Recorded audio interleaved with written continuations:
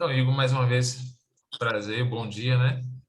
E aqui, em nome da Faculdade de Arte, a gente vem fazer esse trabalho sobre esquizofrenia. E aí, gostaria que você se apresentasse aí, pessoal, né? Dissesse quem você é, de que cidade, seu nome e tal, qual a sua profissão. Pode ficar à Olá, vontade. gente, prazer.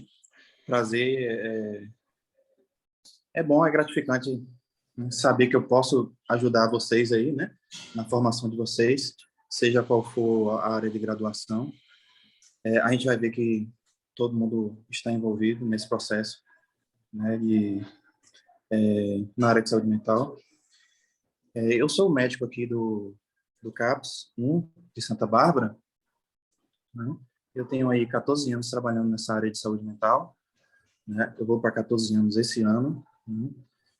Atualmente eu estou aqui como médico assistente, trabalho também no CAPS AD de Feira de Santana, né, que é um CAPS de tratamento para transtornos associados à dependência química.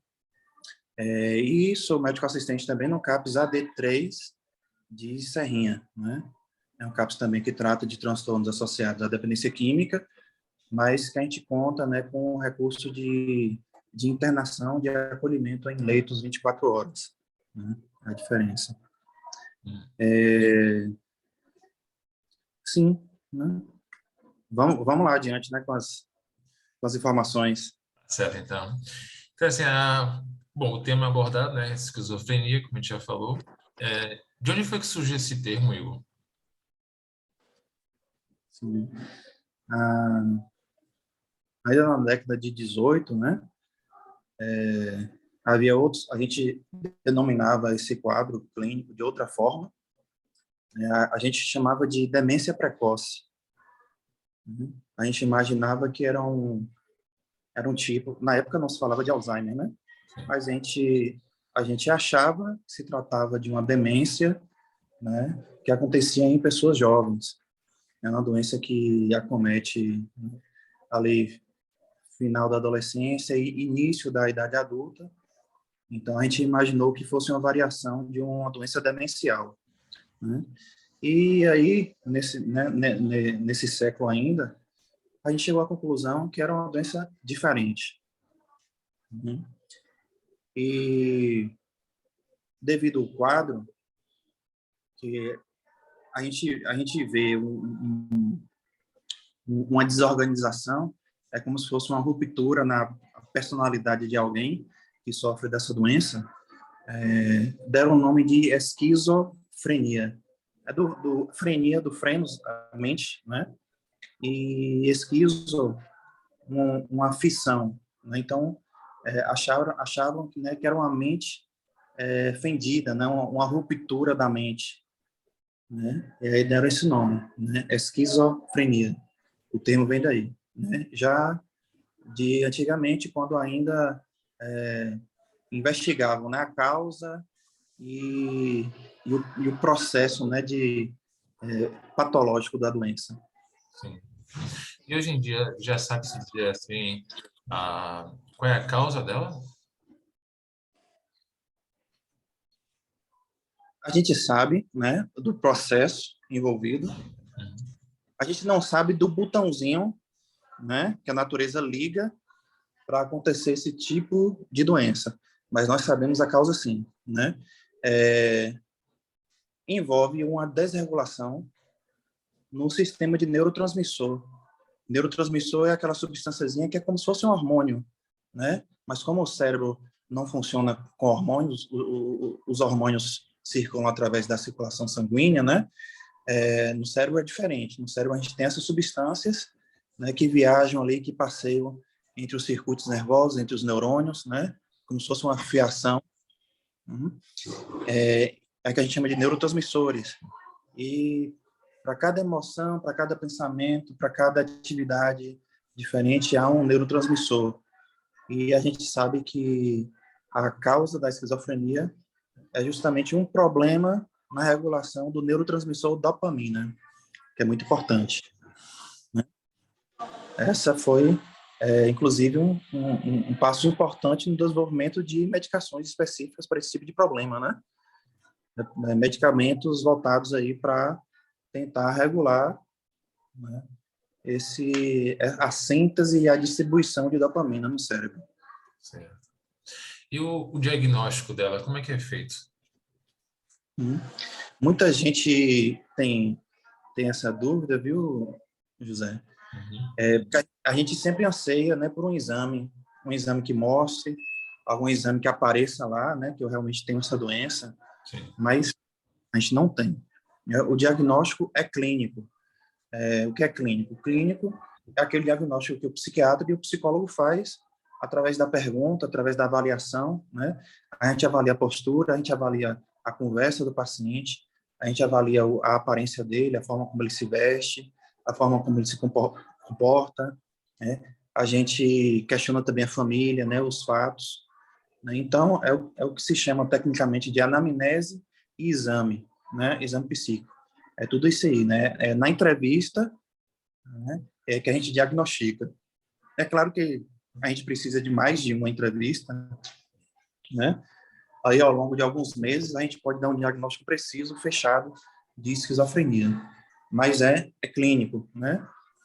É no consultório que a gente faz isso aí. Essa avaliação do olho, do ouvir e do perceber do paciente. A gente não tem nenhum exame, né, nem de sangue, nem tomografia, nem nada que ajude a gente. E eu digo ajuda, viu? Sim. Para entender. Não é nem que dê o diagnóstico. É que ajude no diagnóstico. A gente não tem nenhum exame. E assim, quais seriam os tipo comportamentos, né, clássicos, né, que ajudam nesse processo de descoberta? A essência da esquizofrenia Hum. é a dita psicose, né? Todo mundo tem essa palavra aí na boca, mas ninguém de fato sabe exatamente o que é. Neurose? Psicose, Psicose. psicose é a ruptura da realidade. Uhum. A pessoa perde mesmo, né, a noção, né, a percepção da realidade, né? Muitas vezes parece fantasia que ele cria, né, que ele fala, muitas vezes parece ilusão, muitas vezes parece paranoia, né? Às vezes ele não fala, mas a forma como ele se comporta, né? Às vezes ele se comporta como criança, numa realidade, né, que não condiz, né? Às vezes ele se comporta de uma forma completamente desorganizada, né, fora de padrão, né? Coisa que a gente sabe muito. Às vezes a gente não viu, mas a gente escuta muito, né? Sim. Ah, só é doido se rasgar dinheiro. Só é doido se comer cocô. Então, pode chegar realmente, né, nessa gravidade de comportamento bizarro, né, completamente destruída de sentido, de propósito, né? Então, psicose é isso, né? Você quebrou com a realidade, né, que é padrão, né? A realidade não é pessoal, a realidade é objetiva, né, é coletiva, né? Nós temos uma moral que nós compartilhamos, nós temos um conjunto né, de saberes e culturas e tradições. Então, quando alguém foge extremamente, né, disso que é considerado normal, é a dita psicose, É. né? A pessoa pode ver coisas, a pessoa pode ouvir, né? Mas não é um ouvir, eu vi meu nome, fui na porta e não tinha ninguém. Não, né? É tipo assim, eu estou assistindo você aqui agora, né? E eu estou ouvindo você me xingar. Eu mostro para alguém, poxa, olha lá, eu estou dando a entrevista para ele está me xingando, ele está dizendo que ele vai matar minha família, né? Você está lá no jornal, né? Ele ouve o William Bonner conversar com ele, tá? Então é esse tipo de alucinação, né? O delírio também, alucinações, delírio, comportamento desorganizado, é o tripé da esquizofrenia, né? Alucinação, delírio e comportamento desorganizado. Na sua clínica, no atendimento com os pacientes que você já atendeu, porque a gente já ouviu falar, a gente ouve na faculdade, nos estudos, né? Tipo assim, o que acontece com mais frequência são as alucinações auditivas, né? Com mais frequência, com o que você atendeu, foi com alucinação auditiva ou foi com outros tipos de casos? José, alucinação aditiva, está presente em coisa de, não sei, 90% dos casos, né? Sim. É muito frequente. É uma das coisas que mais acontece, né? Junto com o delírio. O delírio é aquele pensamento, né, psicótico, o pensamento, né, que não é real. Um pensamento fantasioso, um pensamento mágico, um pensamento, né, de ilusão. Então, delírio e alucinação é muito frequente, né? A grande maioria dos casos. A alucinação, né, para a gente, mais um dado para a gente perceber que é de uma doença grave, né, a alucinação auditiva, ela sempre está associado a um delírio, né? Não é aquela alucinação do ansioso que acha que estão chamando o nome dele e ele vai lá fora, né, e vê não tem ninguém. Né? A alucinação do psicótico, do esquizofrênico, ela sempre está associada com um delírio, né? E aí, nesse delírio, ele fica triste, ou ele fica com medo, né? Ou então ele fica com raiva, porque ele ouve a voz, e não é uma voz neutra, é uma voz que estão xingando ele. Aí ele vai dizer que tem duas pessoas na rua, ele está dentro de casa, mas ele está ouvindo duas pessoas lá na rua, né, falando mal dele, falando do caráter dele, né? Então a alucinação sempre está associada com esse delírio, que deixa ele triste, com medo ou com raiva. E existe cura, Igor? Essa doença tem cura, ela? Não, infelizmente não. Não tem cura. A nossa medicina ainda está, não, vou dizer que não está tão avançada ainda, né? Como é uma doença promovida aí pela desregulação de neurotransmissor, a gente não consegue de forma tão precisa, né, trazer isso de volta ao normal, né? Então a gente tem remédios que ajudam a qualidade de vida, diminuir os sintomas, né? Mas a gente não alcançou a cura ainda. Você falou dos remédios, e nesse campo da ciência, assim, hoje em dia, apareceu algum estudo promissor que tenha se mostrado mais eficaz do que os atuais, os que já são em uso? Perdão, José, eu Conseguiu perdi aí perguntar? por conta do sinal. Você pode repetir? Se hoje em dia, no campo da ciência, existe algum medicamento já mais um pouco mais em estudo, né, que seja mais promissor dos que já estão sendo usados atualmente, né? Atualmente, você sabe dizer se existe na ciência algum medicamento nesse sentido? Não, Ainda não. não. Tem muita pesquisa, né? Uhum. Uma coisa que tá em voga hoje em dia, não vou nem dizer que é moda, que moda pode soar pejorativo, mas uma coisa assim que está bem atual, a questão do canabinoide, do canabidiol, né? E aí, o estudo mostra que melhorou e tal. Não, não tem nada de novo nessa área aí, né? Que mostre que é efetivo de fato, que pode fazer a doença regredir, enfim, né? Medicações novas, tem muitas medicações novas aí lançadas no mercado na última década, nenhuma se mostrou melhor do que as medicações que já existiam, né? Se você pegar a última década, os remédios que foram lançados, né, não se mostraram mais efetivos dos que os remédios, né, com que a gente já tratava nossos pacientes. Então, a gente continua com medicações aí. Nossa melhor medicação é a clozapina, né? Deve ter aí mais de um século de criada essa medicação. É a nossa melhor medicação ainda, né? Então, a gente não tem pesquisa, nem em termos de remédio, nem em termos de procedimento, né, que mostre um avanço aí na área, né, na cura ou na promoção de saúde do paciente esquizofrênico, né? Eletroconvulsoterapia, estimulação magnética craniana, nada nesse sentido, E né? esses remédios que Tudo que a você... gente tem de, Não, pode terminar, pode concluir. tudo que a gente tem de novo está relacionado a terapias não farmacológicas, Sim. né? Terapia ocupacional, uhum, musicoterapia, arte terapia, que a gente vem desenvolvendo, né, estudos mostrando cada vez mais que é benéfico, né? complementado ao tratamento farmacológico com remédio, né? A gente vem reforçando essa necessidade aí. Eu ia perguntar em relação aos medicamentos é o seguinte: quais são os benefícios que ele proporciona ao paciente, né? E como é que ele age, costuma agir no organismo? As medicações, elas são chamadas neurolépticas ou antipsicóticas, né? E aí a gente tem um leque de ações.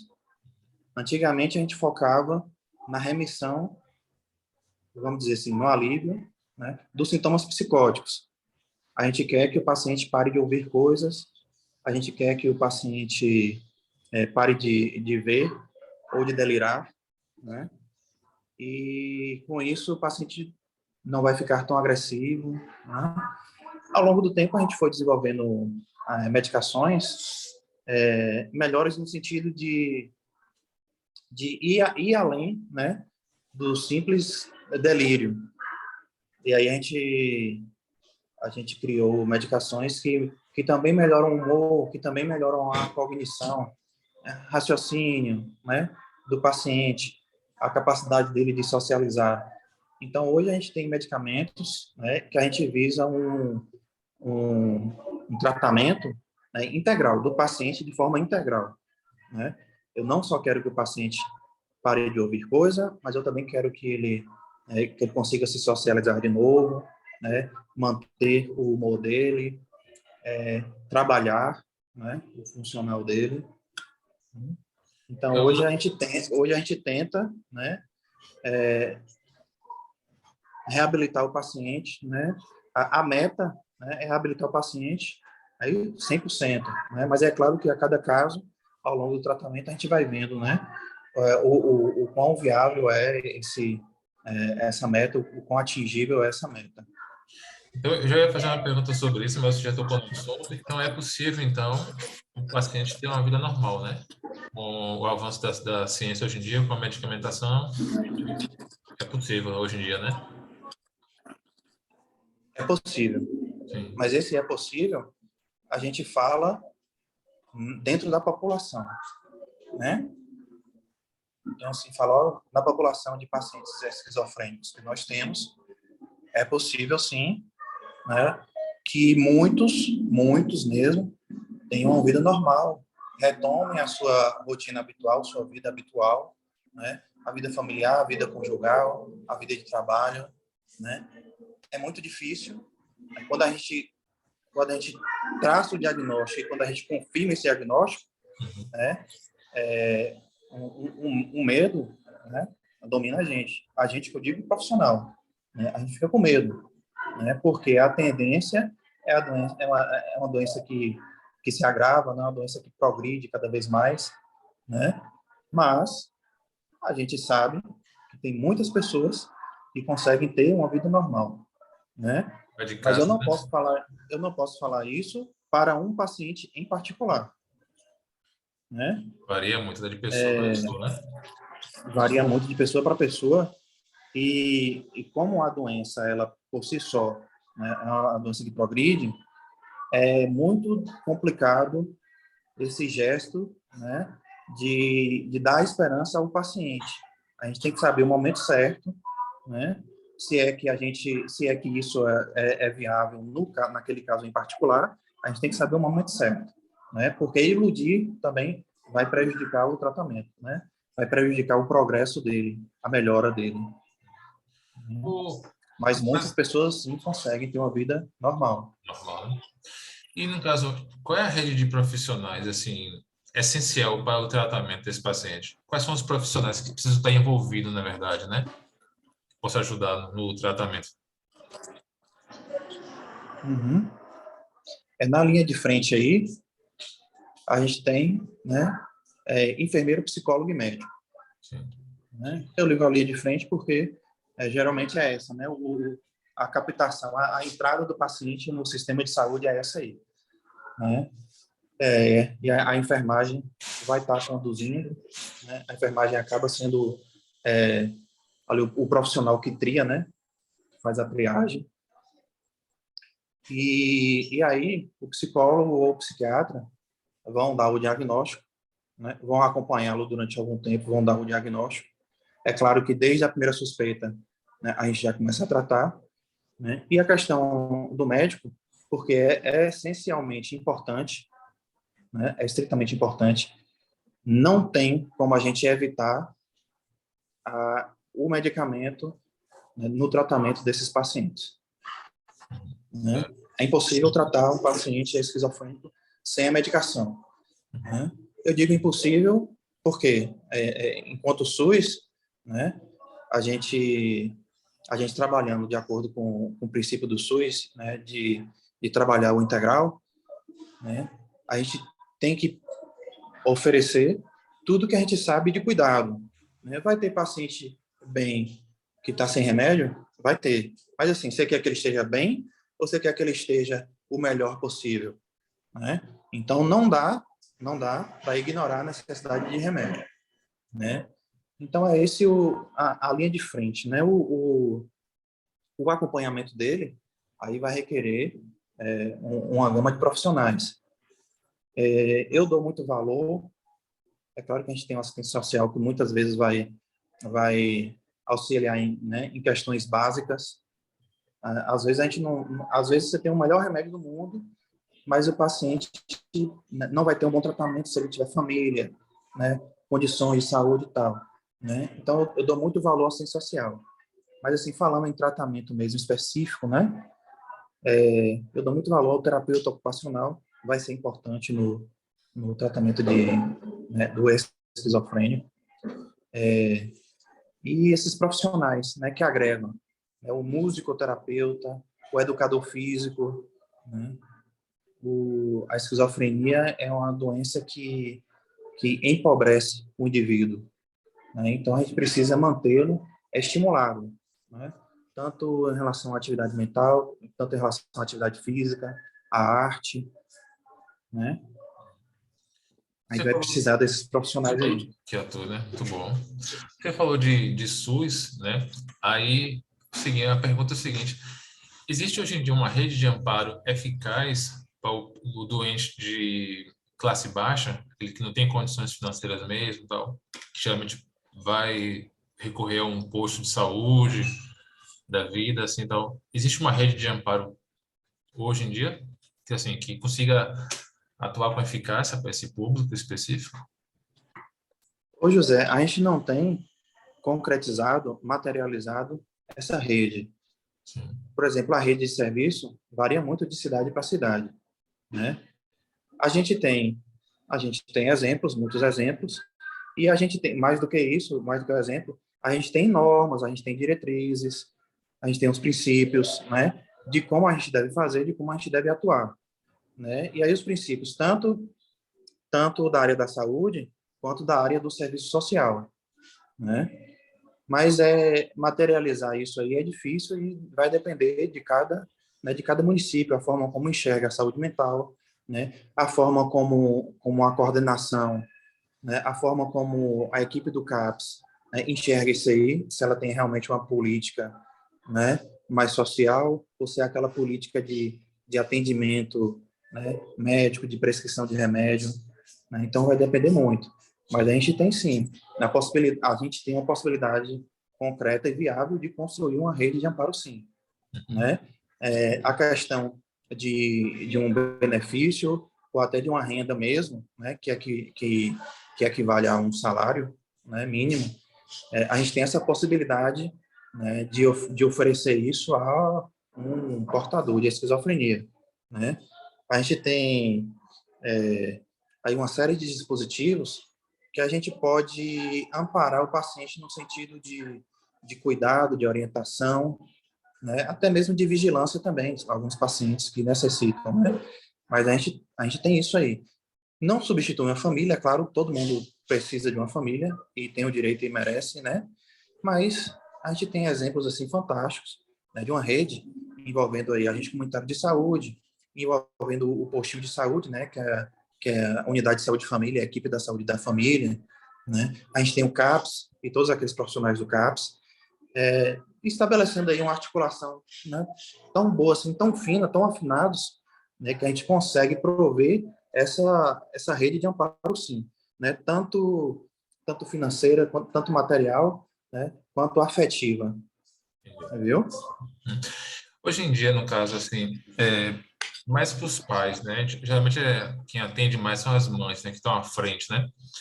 Qual seria, tipo assim, no momento de crise, quais os cuidados que deve se ter, né, com o paciente? Não digo os profissionais, mas digo aqueles leigos, né? Os cuidadores, na verdade, né? Os pais, as mães que estão ali à frente, né? Que muitas vezes não têm uma educação, não recebeu, né? O que é que você diria para eles, no caso? É uma questão delicada porque o Brasil não vou nem dizer país, não. Nós somos uma nação muito simbólica, né? Sim, Diferentes culturas e religiões aí. Aí realmente, muitas e muitas vezes, a gente vai interpretar como uma manifestação, né, espiritual, religiosa. E aí é claro que a gente vai dar providência nesse sentido, né? Mas, assim, se o tanto quanto possível, o ideal era você entrar em contato com alguém, algum agente, né, algum dispositivo de saúde. sim. Eu falei aqui, a gente comentário de saúde, né, que é a lança da saúde, né, é o que chega primeiro, né, estabelecer esse contato, e aí o agente de saúde vai dar um norte, né, vai levar ao posto, vai levar ao hospital, né, de acordo com a urgência ali, de acordo com, às vezes um paciente com esquizofrenia, Sim. ele corre risco de morte, né, principalmente no início, o início a gente está ali confuso, sem saber o que é, né. Então, às vezes, o primeiro passo é levar o paciente ao hospital para a gente conter aí essa agitação, evitar que ele provoque a morte dele mesmo, né? Então, o conselho, né, de crise, ou primeira crise, tanto faz, é já entrar em contato, né, o quanto antes com o agente de saúde ou com um dispositivo de saúde, uma unidade de saúde, né, para não trabalhar só. E, no caso, fazendo uma última pergunta, os fatores genéticos contribuem para o surgimento?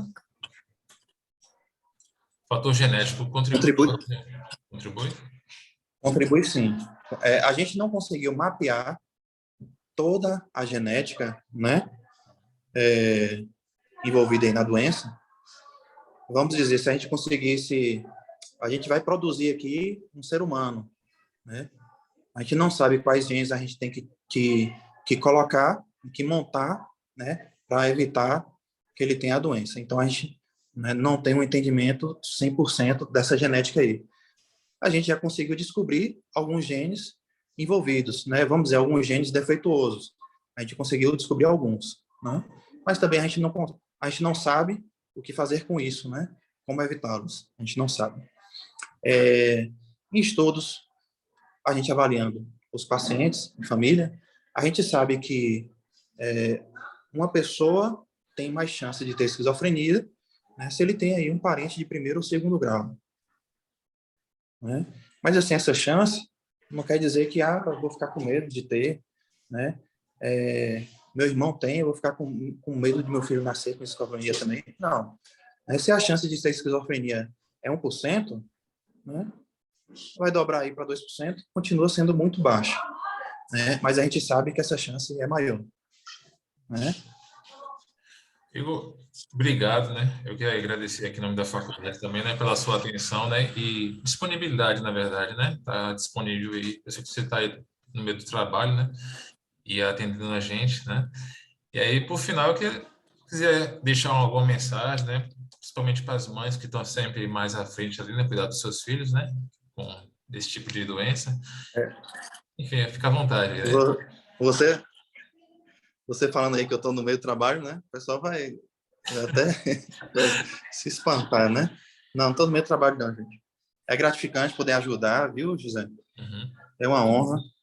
Eu espero poder ajudar. Se eu não ajudar, pode entrar em contato comigo, né? Chat, no Insta, Pode, dúvida e pode, tal. pode deixar seu Instagram aqui, Tranquilo. no caso, né? Pode falar seu Instagram aí. Assim, né? Instagram, DR Igor Teixeira Brito, né? Tudo junto. sem ponto nem underline. DR, né? DR. D de dado, né? DR. D de dado, R de rato.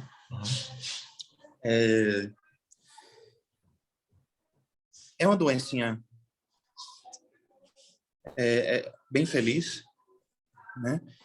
E como é uma doença que incide em jovens, acaba por trazer assim, né, muita tristeza, não é?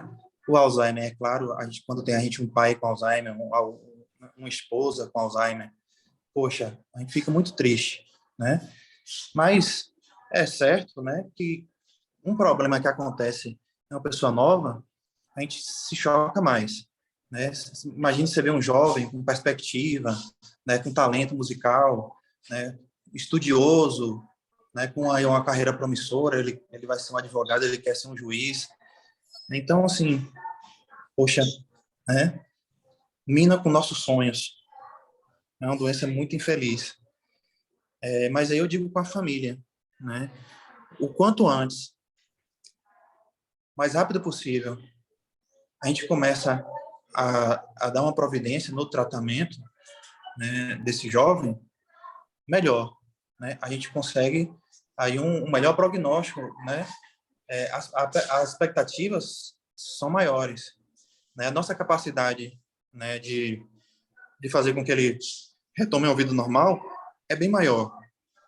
Não é porque quando a gente tende para interpretações religiosas, morais, né, a gente demora o tratamento, né? A gente ignora, a gente leva ele na igreja, a gente leva ele no centro espírita, a gente leva ele no terreiro, né? E isso dificulta. É claro que se isso for feito durante o tratamento, ótimo. A gente pode até trocar uma palavrinha com esses líderes religiosos, né? Com essas autoridades religiosas, né? De tentar equilibrar mais ou menos, né?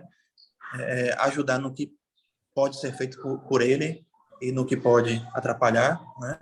Então, se a família faz isso durante, ótimo, né? A assistência a família vai dar, né? De acordo com o que ela acredita, mas não ignorar essa necessidade imediata, né? De tratamento médico, tratamento psicológico, né? O tratamento integral, né? Com essa equipe multiprofissional aí que a gente comentou.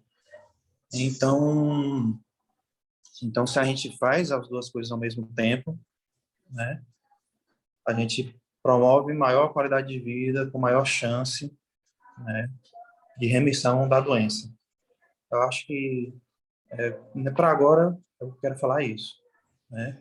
Maior esperança a gente tem se a gente concilia, né, o tratamento com o suporte, com essa assistência, né, da família.